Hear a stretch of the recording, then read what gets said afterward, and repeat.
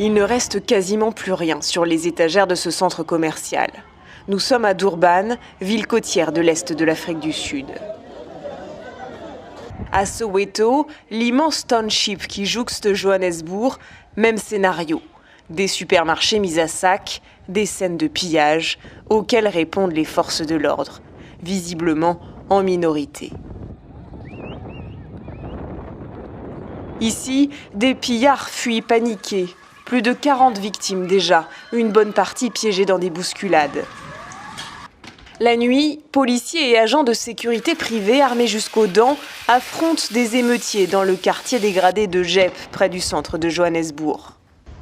Ce qui a déclenché cette vague de pillage, c'est l'incarcération de l'ex-président Jacob Zuma, condamné le 8 juillet à une peine de prison ferme pour outrage à la justice.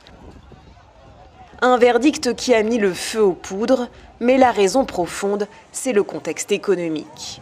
Le pays est épuisé par l'impact de la pandémie de Covid-19, une troisième vague en cours et un taux de chômage record officiel de 32,6%, tout ça sur un terrain d'inégalité. We knew when we locked down again, this was bound to happen because the longer you leave the people hungry, this events would take place. And I don't think it's only about the whole economy and what's happening on there. I think people are genuinely hungry and they need some type of income. I won't even say income, I'll just say food.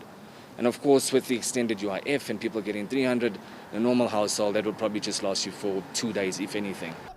Lundi soir, après avoir pris la décision de déployer l'armée pour ramener le calme, le président sud-africain Cyril Ramaphosa a parlé de reconstruire l'Afrique du Sud.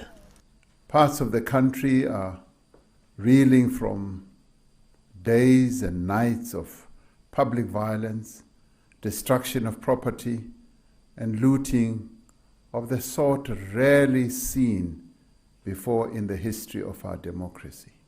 Le président sud-africain a évoqué un facteur ethnique pour expliquer les tensions, parlant d'heures sombres, comme lorsque l'Afrique du Sud, au début des années 90, s'est trouvée au bord de la guerre civile.